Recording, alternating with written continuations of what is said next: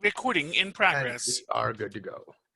Okay. In a world of capes and lunatics, gods and monsters, there are those who protect the sacred timeline. Or do they? Or must they? Or should they? This is the story of Loki. Nuff said. Avast me hearties, and welcome once again to Full Stream Ahead. I'm your host, Charlie, the Professor Esser. And with me, as always, is my skinny rich friend. It's Mozz. Welcome, Mozz. Mozz, have you seen the latest episode of Loki? Man, oh man. Man, oh man. I mean, I'm predisposed to like everything they do, and I was really digging this show, but man, the ending just left me with a ton of questions, and not a ton of questions about where they're heading or what they're doing, but more questions about like what was their intention in making this scene move in this direction? What was their intention? Why would they Oh, do that? I have got headcanon for days for you, my friend. Fair And enough. we're going to get to that in just a moment. Because first off, this is, for all time, always. Season 1, Episode 6 of Loki. The clock is ticking in the season finale, which finds Loki and Sylvie on a date with Destiny. Ooh, there's a throuple for you. Loki, Sylvie, and Destiny. Our director this week is Kate Herron.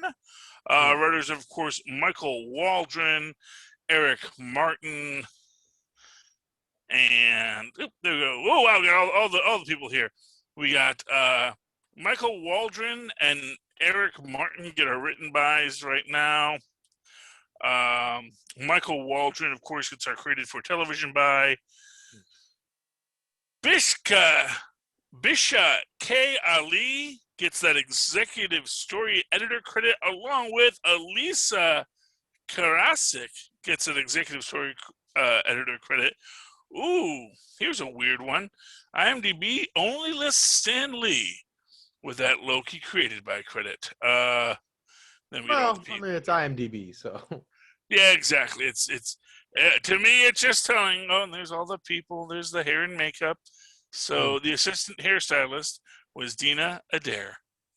Way to go, Dina! You did a great job. I'm sure you don't hear that enough in this cutthroat industry. Anyway, so and the story editors probably had a tough job on this episode, considering all the stories you hear about what the episode was intended to be and what it ended up being due to the pandemic. The whole idea of introducing Kang so prominently maybe perhaps wasn't their initial intention. The idea of that scene with Miss Minutes taking the whole episode of, sort of being the temptation of the Lokis. That to me, I think would have been a really interesting thing to explore. But we didn't get that. Instead, we get this. Well, I mean, Tara Strong wouldn't have been affected by the pandemic. She just phones it in. I mean, literally, that's how you do voiceover work, because you just phone it in. Right? No. But what? I don't care about her performance. I care about Loki's performance. I care about the exploration of what could have been and what maybe can still be, and whether or not that is the right thing to do or not. And for Loki to find himself in those questions, that would have been really fun. Well, and I think that's why we get a season 2, because that's the big spoiler. Be sure to drink your Ovaltine and stick around for Loki will return in season 2. Although they didn't say which Loki, because it could be all Croaky. That's my prediction. Next season just opens up with Croaky eating a flirkin and getting pruned. There's lots to get, because it could have been the Loki in that universe that was adjacent and went over to Marvel's house where she had her pet flirkin and just ate the flirkin, and that disrupted the timeline in a bad way, because then you don't get the Tesseract back from the Kree, and bad things happen. Anyway, yeah, so one thing I want to talk about is the art design of the building.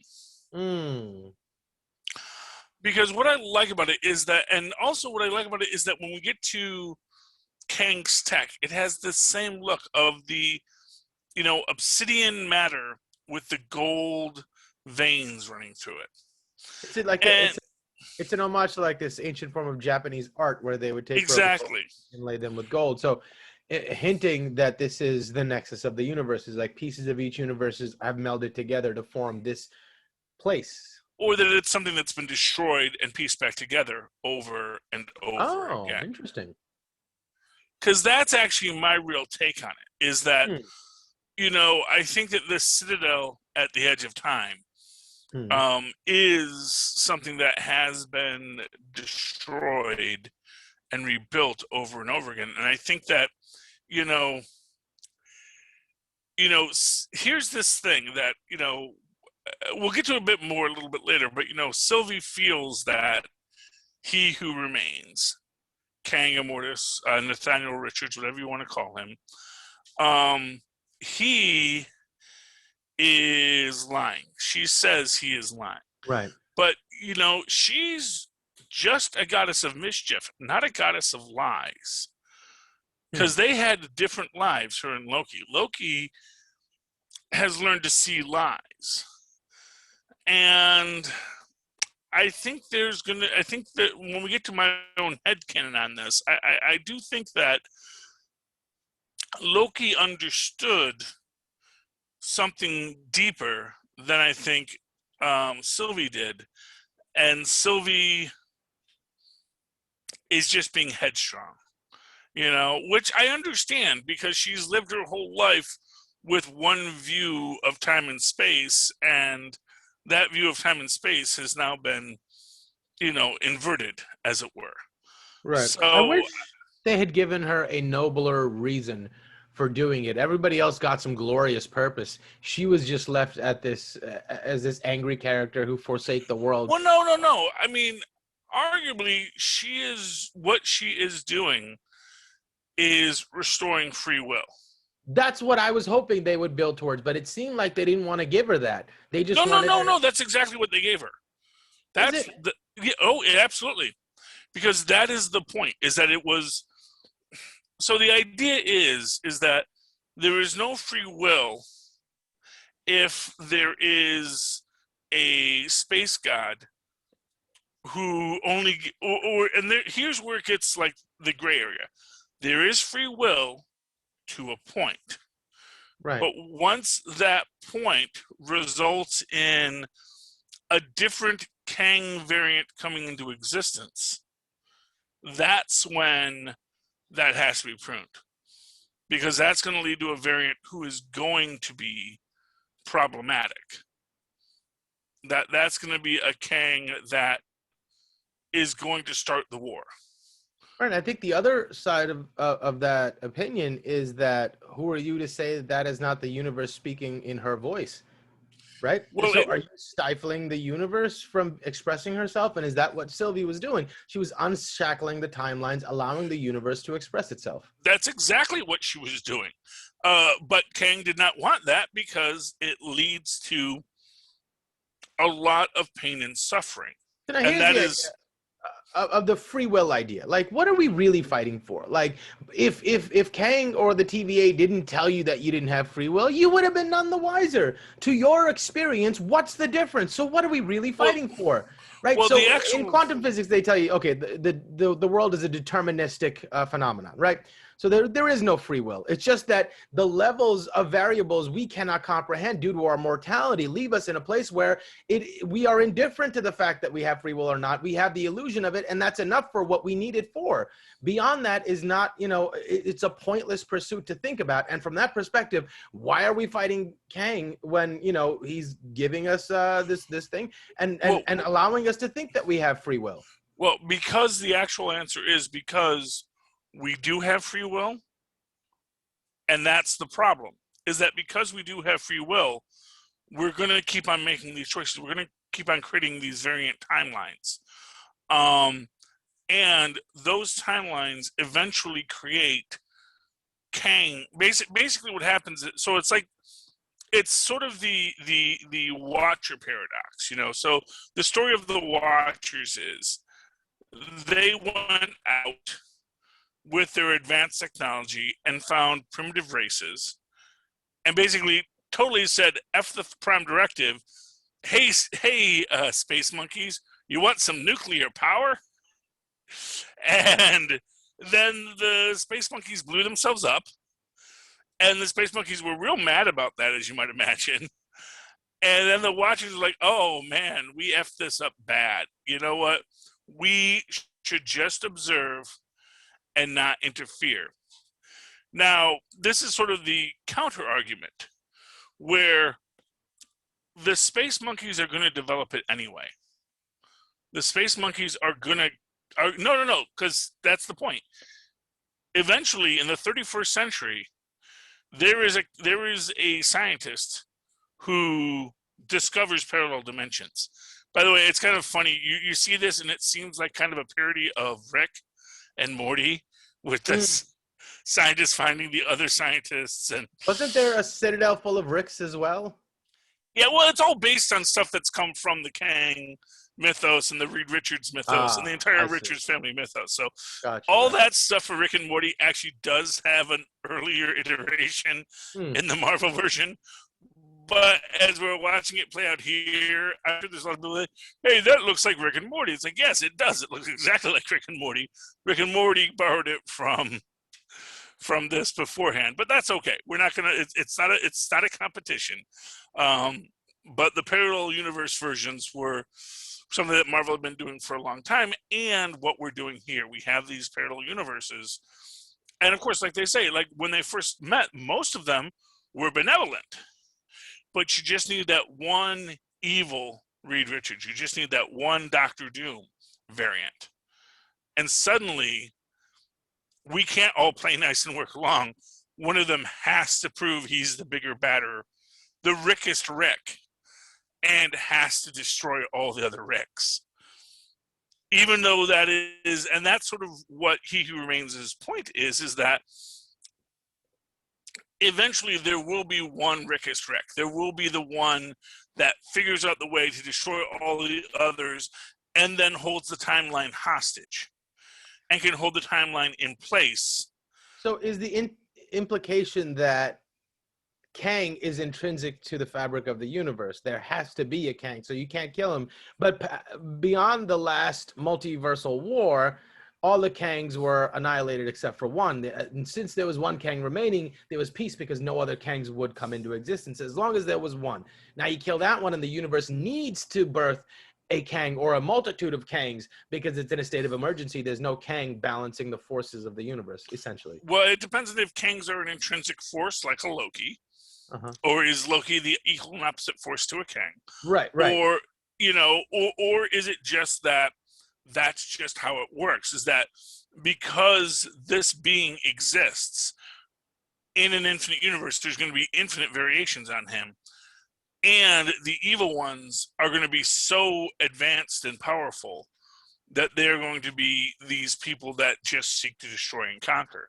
And, you know, when I bring up the Doctor Doom reference, that is not Whistling Dixie, as it were. Because that's the idea, is that Kang is the descendant of both Richards and Doctor Doom. There's even some interesting little crossways storyline that when you get into time travel and birthing babies, and Nathaniel Richards sort of spreading the original Nathaniel Richards, who, by the way, like I said, D.L. Hughley, lock him in to play the Reed Richards' father in the Fantastic Four movie, because that guy looks exactly like Nathaniel Richards, and I know him as an actor. He would be great at playing crotchety, evil, super genius Nathaniel Richards, who just doesn't give an F about anybody, because he's got glorious purpose before freaking Kang does. He is like, he was Kang, well, he wasn't Kang before Kang, except technically he is chronologically, but not in comic book wise. Although arguably he is, because he actually is older than Kang, because Kang doesn't show up until the 60s, and the original Franklin Richards was arguably giving birth to Reed Richards long before that. So it gets crazy when you get into timelines. But, and honestly, I would love that. And it's just a thing. D.L. Hughley was on the most recent To Tell the Truth. And I looked at the guy, I was like, dang, he looks like he could be the great-great-grandfather, the evil great-great-grandfather of I'm blanking on his name now. The actor Jonathan Majors. Oh, yeah.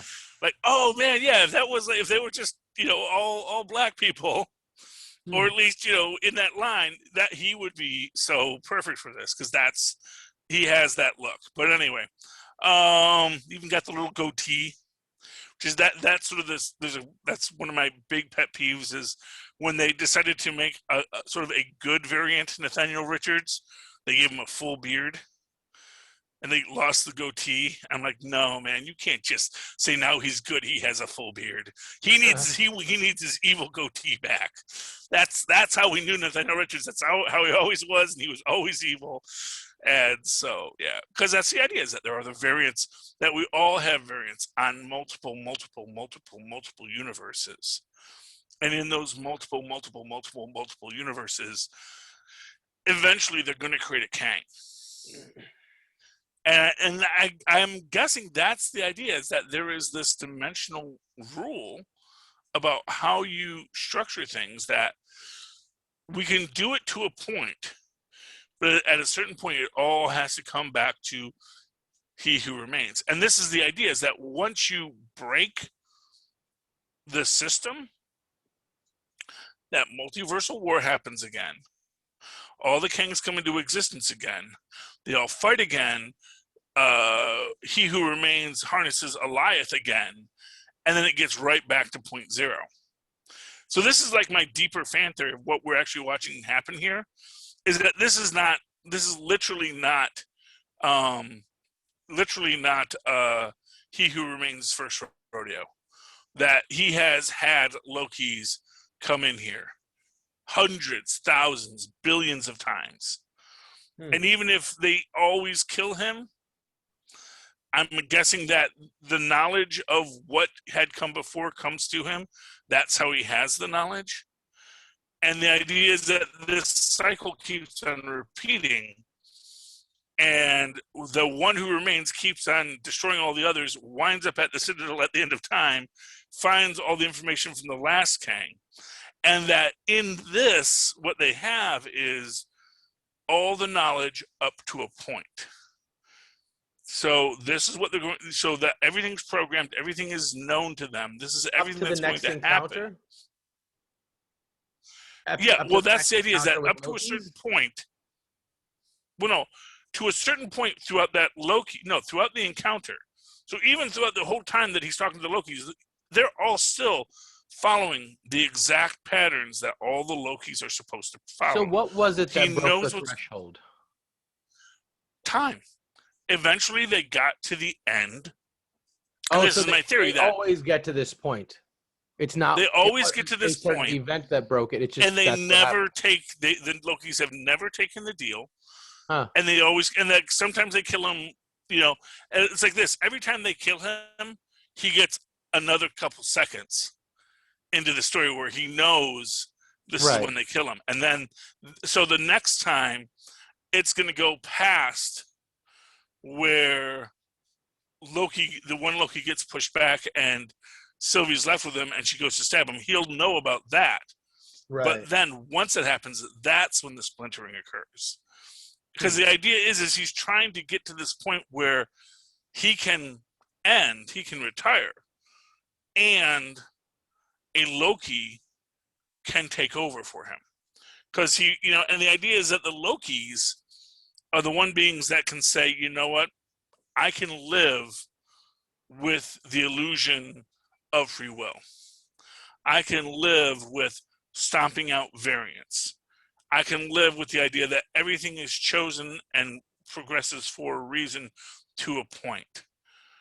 But, I need to be in charge. And that's what he's going for. But unfortunately, every Loki evolves And by the time the Lokis get there, they're no longer, they've grown too much to be willing to go along with the plan. And so the Lokis always fail to take the deal. But this time with the two Lokis, and I think he saw that, that's interesting. One of the Lokis was like, you know what? Maybe he's right. Maybe we should take the deal. Maybe we should allow it to go through. And then so he pushes him through the door. But by that time, all of the timelines had already started fracturing. So my real theory is when we get to the end of it, what we're getting is all of the timelines that are being created right now. They're all in that multiversal war, because once they're created, the war starts, and once the war starts, it has to end the same way, with someone at the end of time, and there's going to be the one Kang who's going to be able to sort of put it back. But when we get there, it's going to be interesting because he's going to show up, and Sylvie's going to be in that Citadel at the end of time, waiting for him. Is that Citadel the seat of power? It's the seat of something. That's the question. When he gets back to the TVA is now being run by this Kang, but that Kang is not at the Citadel. He doesn't automatically usurp control. Well, we don't know that it's that Kang. We just know it's a Kang. We know that now. Right. No, but a Kang is coming to existence. But that was the seat of the power for the TVA as well. So she's in the Citadel by herself. So I guess her and Miss Minutes. Right, so she still exists. So Miss Minutes is aware of multiple timelines at once. She can carry Miss Minutes is aware of everything. It's arguable that Miss Minutes is the one who's truly in control. It's still arguable that Miss Minutes is the one. Miss Minutes is the one who continues and remains and sees all and knows all. She is time itself as an entity. Yes, exactly, Tristan. And that is where it gets a little more interesting. Because if this is a cycle that is repeated thousands of times, but that Ms. Minutes always comes into existence, or that Ms. Minutes is just always in existence because the TVA is always in existence. When everything resets, Ms. Minutes knows. And there might be a hint at this earlier on when we see that Renslayer was a hunter and is now a judge. And when Loki goes back, apparently Casey is now a hunter in this universe. Because when they're listing who to run, the actor who played Casey is listed as one of the hunters, and he gets a number designation. By the way, Casey apparently was played by the guy who played Pillboy on who was I'm forgetting his name now. But the guy who was on The Good Place. The guy he was the best friend of the guy who everyone thought was a monk, who I think is just a phenomenal actor. I want to see more of him. I'm blanking on his name again. He's actually who they should have gotten to play Black Bolt. I've said that 1,000 times. And hopefully now we can have a Black Bolt variant. Because I think that's the real thing that they just did. They just opened up the universe to variants. And so now, and I think this is going to be the kind of story that plays out over phase 4 and 5, that ends in the revelation of Beyonders after 5, or at the start of 5. But at the end of 4, you're going to see that now that time has been coalesced again with one who remains, or some variation where there are still Kangs attacking, but we have a generalized timeline. That's when we're going to get maybe some recasts of people, new people coming in, and new people who didn't die at a certain time, different timelines that have been restructured. And we're going to get this universe. Maybe we're going to get our Clark Gregg back. Maybe the LMD version, maybe it's the one that used to date the Countessa, and they have that fiery relationship. I just want that because that's where they're all from. New Adventures of Old Christine. So I want my Marvel Comics version of New Adventures of Old Christine. Make it happen, Marvel. Feed my fanboy. Anyway. But yeah, but that's what I'm thinking. I think that's sort of what they're doing is I think Feige's sort of opening up that reset button. I think we're going to get a lot of this when we get to What If on August 11th. So in about 2-3 weeks, we get the new What Ifs. We're going to do that show? Yeah. Mozz? Yeah, absolutely. Yeah, okay. So we're going to be doing the What Ifs on this feed. And there, we're going to start to see, because they're going to build an arc of alternate universe stories that I think is going to pull in that Kang time war. That may result at the end of it with something a little different when we get to the Shang-Chi story dropping in, what is that, September, November? So that by the end of What If, when we get to Shang-Chi, it'll still look like the universe we know, but there might be a couple of little retcons that occurred in between seasons, and that's what they're setting us up towards. That universe that is a little more malleable, that is going to be a little more open, that's going to allow for Deadpools and Korgs to sit on couches together and talk, and that maybe the next time we see Taskmaster, she's going to be a little more wisecracky and more of more of just a narcissistic jerk to people, because honestly she's suffered a lot already. So yeah. I think it feeds into her character that now that she's finally free, she's just going to cut loose and just be like stabbing people left and right. It's okay. Tristan, did anything break? Yes. What broke? What? Just get out of the kitchen, Tristan. Okay, I'll take care of it in a minute. Just let it be. Nobody go near it. I'll take care of it. Just got broken glass in the kitchen. That's all. It's not as sorry to be. It's all okay. As long as you keep away. Yeah, I'll take care of it. Nobody go in the kitchen, please. Okay, so that's a fun little side bit about the Esser household. It's okay. What glass was it, Tristan? It was a navy blue cup. Well, let it be. I'll see what it is in a minute. I don't think it was one that was of great importance. Hey, here's your opportunity to use that Japanese technique to fix that mug or glass. Or yeah, whatever. all I need is gold. If I had melted gold, I could do that. Okay, it was one of the aquarium cups. Okay, that's fine. It's probably the one that was already a little broken anyway, so it's not a big deal. Anyway. So one other thing that I had sort of an issue with, I mean, obviously the portrayal of this version of Kang was a little jarring at first. I thought it was an interesting and nuanced performance by Majors, in that somebody trapped in this citadel by himself for this long of a time would probably act like that. I mean, it reminded me of a little bit in Interstellar when they come off of man's planet and they've spent 4 hours down there, but it's been 25 years in their reference point of time of Earth. And the guy that's been waiting in his ship above has spent 25 years waiting for them. And his mannerisms are so strange and weird. And Kang had a lot of that feeling in it too. So it felt natural for somebody in that state of mind. But they wanted us to be afraid of something. There was nothing to fear about Kang, right? So when Mobius gets back to the TVA, right, and he's like, oh, there's this big scary man coming, blah, blah, blah. And they want us to believe that he's genuinely scared. But there was nothing in that encounter that provided any bit of reason for anyone to be afraid of anything.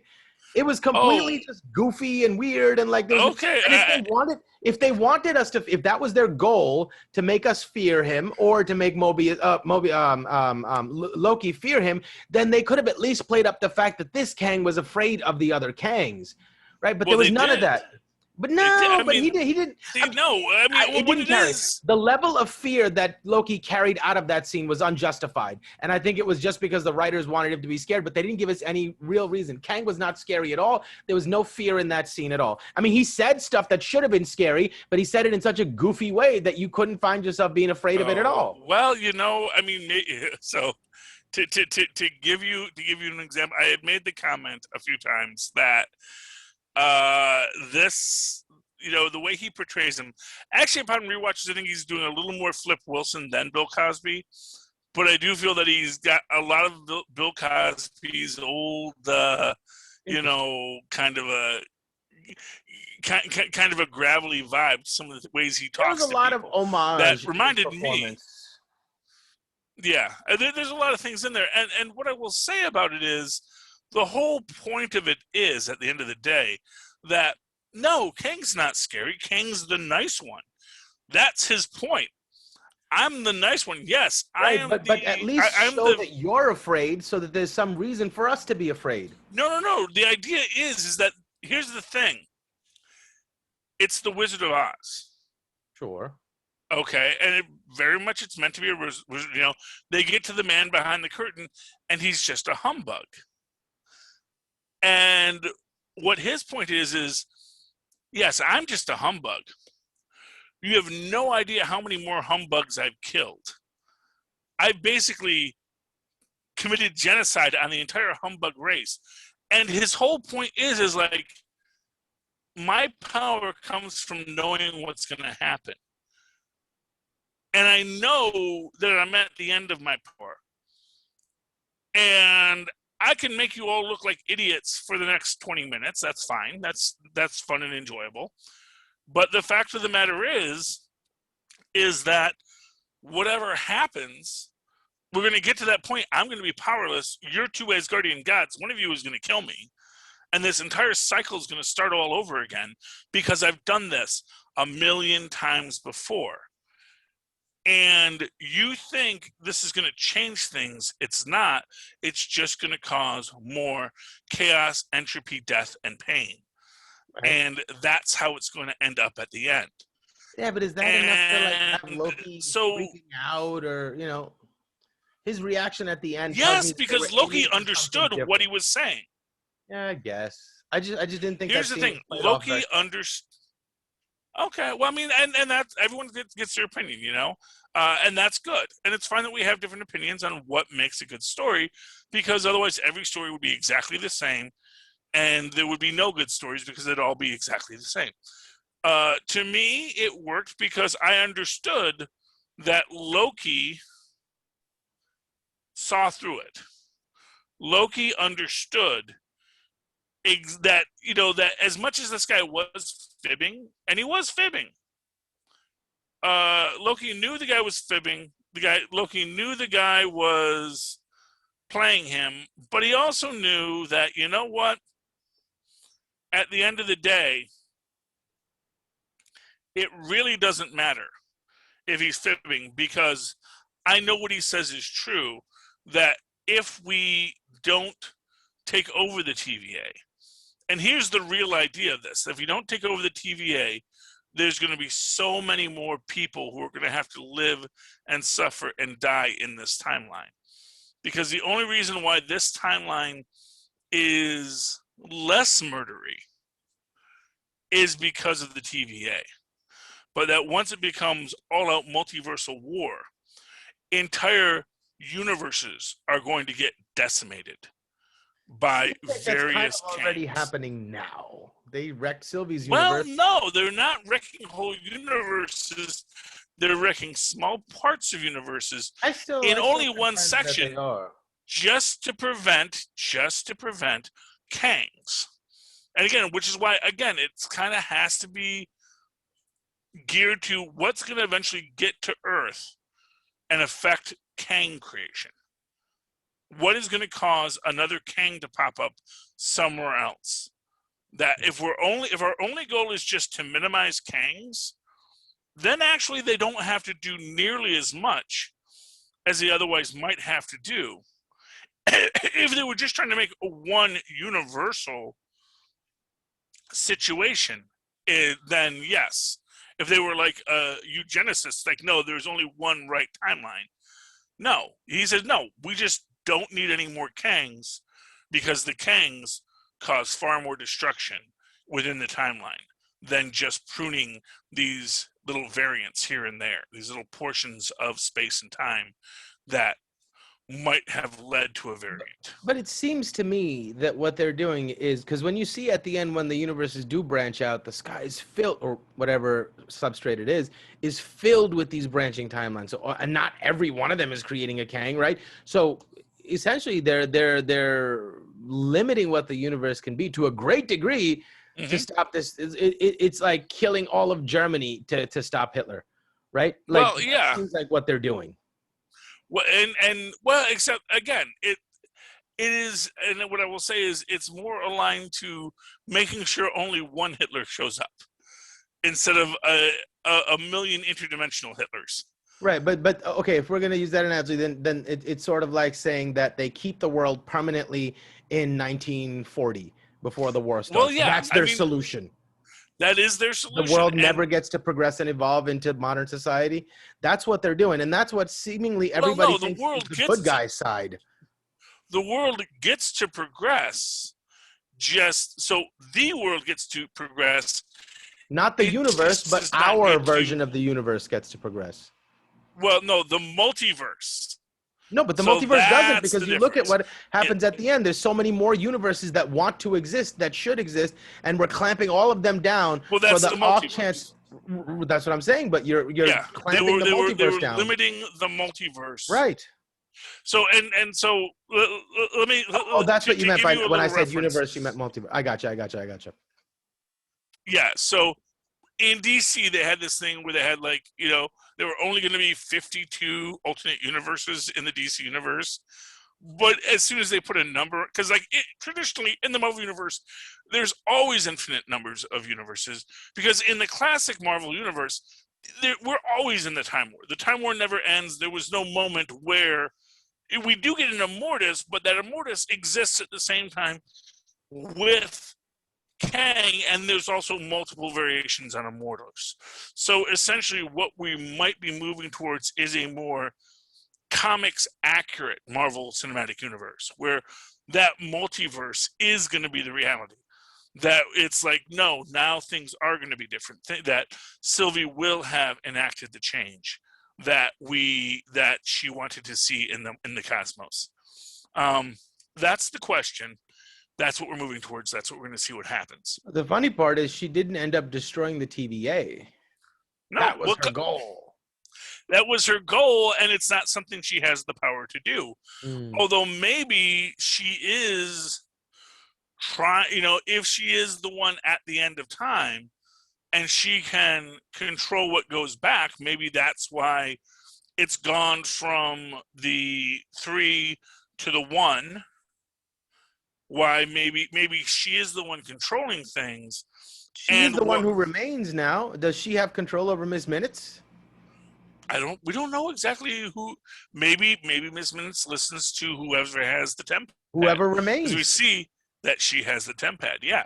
So, and she is letting the stuff branch out, and maybe that's what, like I said, that's what I think is what we're going to be seeing in the What If universe. I think we're going to get the hint at the Time War. I think we're going to get this Time War and these variants coming in, and especially when you think about things like, from what we've heard about for No Way Home, Multiverse of Madness with Doctor Strange, and I think if we might, and again, like I said, I think we might even tap on it a little bit in Shang-Chi. That's going to be that little Iron Man for us, where we imply a much bigger universe, but we're not going to realize it until much later. And that's what's going to be building out in this new phase. And then when we get to Loki season 2, it's going to be about what do we leave in its place. And maybe what they leave in its place will be a council of Kangs. The idea not of we're not going to eliminate you guys from existence anymore. And maybe that's when the TVA actually sort of breaks out on its own and bees its own thing under Mobius. And they say, listen, we can prune any one of you at any time, but we want to let you exist, but you need to control yourselves. You need to keep your Rickest Ricks under control. Because if you guys start trying to conquer stuff, like if you want to Rama Tut it and just go back in Egypt and have people fan you with palm fronds, we're fine with that. But if you want to start conquering universes, altering people's lives and timelines, you know what? Then we're going to call it a day because there's nowhere to go but up. Yeah. So I think that's maybe where we're going to wind up with at the end of Phase 4. And then the end of Phase 5 is a pinprick between the multiverse and the omniverse. And that's when the Beyonders look in and get curious. What is this thing called desire? And that's when we get Secret Wars, baby. That's what we're all moving towards in the long run, anyway. That's the hope. That's what I'm rooting for. We're gonna see what happens. The other thing that bothered me was like, man, Mobius just found out he was a variant. He just freed himself from the shackles of these, TVA restraints, and now he comes back and he has no idea. He's back to his I'm a TV agent made by whoever he thinks made him now in this version of the universe, but he doesn't have his freedom anymore, and that was sad. Oh yeah, and we know that's going to be one of the motivating aspects of Loki's adventure next season. Because he's got to get his friend back. Yep. I know you're in there somewhere, Mobius. Come back to me, baby. Come back to me, bro. I want to reach you. I can do this all day. I'm waiting till the end of the line, Mobius. Yeah, I got a sweet jet ski over here. Come on, you want to just take a 5-minute break? Who's gonna know? You control time. Take a 5-minute break. Come on. Yeah, we're gonna have to see what they allow. It's gonna be exciting, whatever it's gonna be. I'm excited. I'm like literally really excited, not only for what's gonna happen in season 2. But how this is going to influence stuff, because that's the thing. Like everything they've done in this TV show has these TV shows, and you think about it's supposed to go in this order, but it came out in that order, and it's like what? I think this order worked better. I think that maybe it would have been more interesting had they done Black Widow, Falcon, Winter Soldier. Maybe we would have gotten more of who the Contessa was in Black Widow in that universe. Maybe in that universe there's more of that, and then we didn't do as much building with her in Falcon and Winter Soldier. But you know what? Either way, it all works out great. And I'm excited to see exactly where all of it is going, because I get the feeling that now that they're in better production schedules now. Although with the Delta variant, who knows? Speaking of variants. Wear your masks, kid, even if you're vaccinated. I'm just saying, just to be safe. You know what? Because what comes after Delta? They're saying these vaccines should be good against the Delta variant, right? Yeah, the vaccine's good against the Delta variant, but you can still. Here's the problem: you can still catch it, and you can still spread it. Right. And you might not die from it, and you'll recover quicker, but you can still get it. And you can give it to other people who either are unable to get a vaccine because they're too young, or who have some kind of a compromised immune system. So it's like, By the same token, though, go get vaccinated, man. What do you like? Well, if you're a kid, you can't. That's the problem. Right. I'm not talking about that, but majority of the cases, just go get vaccinated. Exactly. Well, that's the thing. Is like the majority of cases, everyone could get. For you after that. Once you've had your chance, I can't be responsible for you. And that is how I feel too. It's like, honestly, at a certain point, and I hope that if you have a kid who's unvaccinated, that you're being really careful with them. But that's why I still, I'm going to put on. It doesn't hurt me to put on a mask when I go into 7-Eleven. And when I get home, everyone's vaccinated. We're all good. We can all be around here, no masks, and it's great. But I was going to say, after the Delta variant, then we get the Gamma variant. That's when we get the Hulks. You don't want to get to the Gamma variant. That's what I'm saying. We gotta nip this at the Delta variant. Man, oh man, indeed. Yeah, indeed. Anyway. Oh, actually, I think Gamma actually comes before Delta in the Greek alphabet. But fair enough. It was a gag I could make, and I made it. Yeah, I liked it. You do not want Gamma COVID, because that's like, oh no. Although maybe I do. I don't know. It sounds kind of attractive. Well, if it actually starts giving you superpowers, great. But That's what the vaccines are supposed to do. But maybe when you get the gamma variant with the vaccine, that's when you get superpowers. You got to get the vaccine first. Otherwise, when the gamma variant shows up, you're not going to get the superpowers. Okay, folks? The logic is there. It makes perfect sense. It's all genetic engineering, but they're building us to be superheroes. So if you want superpowers, get your vaccine. Any of the three will work. Don't worry too much about it. Get one of those vaccines in you. And then if you get the gamma variant, you just won the superhero lottery. You're going to grow wings. You're going to start flying. It's going to be great. X-ray vision. Do what you need to. Okay. There we go. We've started that. It's going to go out it's on the internet, so you know it's true. And we'll just send it out from there. There it is. There it is. Whoop, there it is. All right. Final thoughts on this. We got Renslayer going back somewhere that Ms. Minute sends her. And now that's an interesting question that people had on this is Ms. Minutes working for He Who Remains? Or is she self-aware enough that she's like, no, I'm actually in charge. All y'all think you're in charge? No. Tara Strong's in charge. And she may be sending Renslayer to get young Kang. And to me, that would be the interesting thing.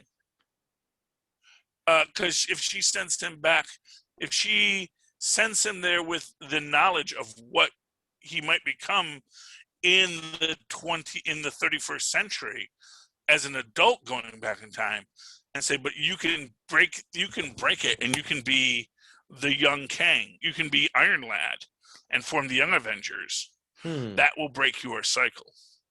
Interesting. And that's the idea, because that's one of the Young Avengers, because every one of these shows has introduced us to an idea about one of the Young Avengers.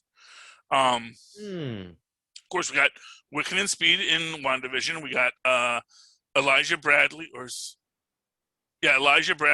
in Falcon Winter Soldier.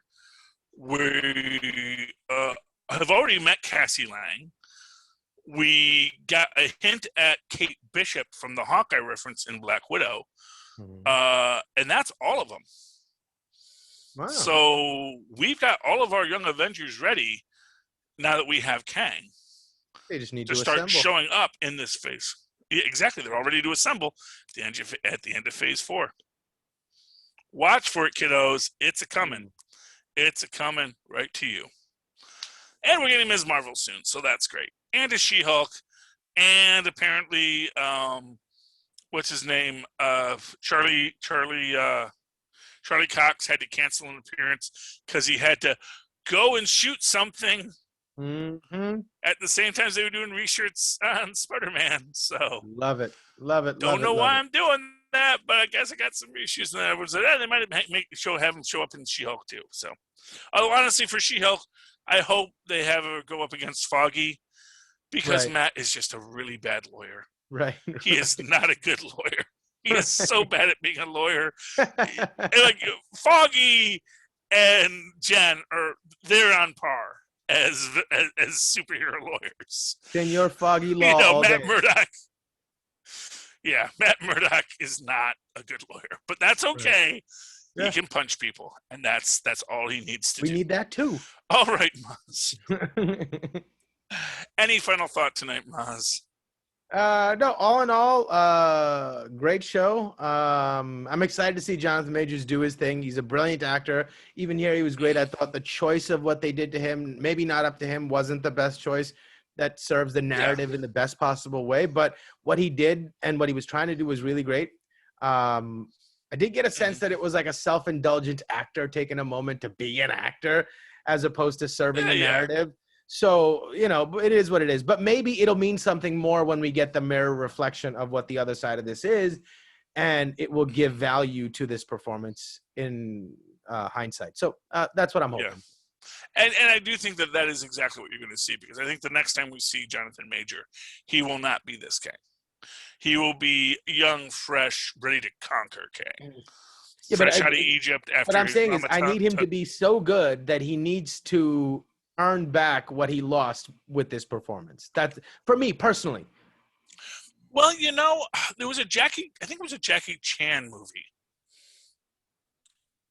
I could be wrong, but I thought it was a Jackie Chan movie. It might have been a Chow Yun-fat movie, but basically, and the idea is this variant goes through all the alternate universes, killing himself. Ooh. Because every time he killed one of his variants, then their chi was spread among all the other variants that still existed until it was him and one other variant. And of course, the variant that the last of the variants is, ironically enough, just the schlubby fat guy. But now, because they both have that equal chi, and now the other one can harness the chi. So he's the schlubby fat guy, but he's got to face off against his ripped self. But he's got the same kind of chi powers. So Oh, that's can't cool. remember What a great idea! I'm probably wrong that. It's a great idea. I only know it from I've heard of it. And it's like, oh, that's such a great idea. I'd love to see the movie. I actually have never seen the movie, and I don't remember what it's called. I gotta look that up now. I think it was a Jackie Chan movie, but it could be someone else. It could be another one of the big martial arts stars that were coming out of Hong Kong, because it's definitely a Hong Kong action flick, or maybe a Japanese action flick. But it's from the Asian market that got repurposed for America. It was I want to say it was just after Crouching Tiger, Hidden Dragon kind of thing. It was like the sci-fi version, and it's got a great premise and that idea, and so that's the idea. Is like this variant. Like I said, this variant is the old tired variant. Like, he doesn't look as old as he is, but he's basically a senile old man in this one. And the next time we see him, he's going to be a very different Kang. And I think that you're going to get that scene where someone goes up to him thinking he's the jokester, and it's like, no, that's not who I am. Instant vaporization, exactly. That is, I think, where we're going with that. It's this isn't. It's not the King you're looking for, but anyway. All right, Mozzie, how can people find you? Well, they can email me at mozzmanzoor@gmail.com, or find me on Facebook under Mozz Manzoor. That's MOZZMANZOOR. Thank you so much. And be sure to go down to our show notes, click on the Amazon link, go to Amazon, look for Pod Life, the book. Buy that. That's written by the Southgate Media Group family. It's available both in digital and paperback. And read it, because it's a lot of fun. If you want to know about why people podcast, how they podcast, it's a good book for you. And likewise, check out all the other shows here on the Southgate Media Group and the Capes and Lunatics Network, because we're here. There's lots of shows to listen to, all over the place. Finally, if you'd like to write to me in that old-fashioned email way, the way our mothers and fathers wants to do so, at superconnectivityblog@gmail.com. That's superconnectivityblog, all one word, @gmail.com. And of course, follow me on Twitter, as I live tweet things when I feel like it. I say I'm going to let's do stuff tomorrow, but I never do. But actually, I wound up live tweeting Flash a little bit this week. At Charlie Esser. That's CHARLIESSER. Look for the 2 E's in the middle. Quality. Bing. Thank you, Mozz. Don't make me wait for it, Mozz. All right. It's the delay. It's the delay. Always the delay of the gratification. Oh. Ladies and gentlemen, you've just listened to another episode of Nuff Said. And there's nothing more to say. Nuff said. All right, you filthy landlubbers, you come across the bounding main of the internet to another end of our tumultuous tale. Be sure to tune in next week as me and me first mate Mozz look at the assemblage of this whole Loki mess. On full stream ahead. Arr. All right.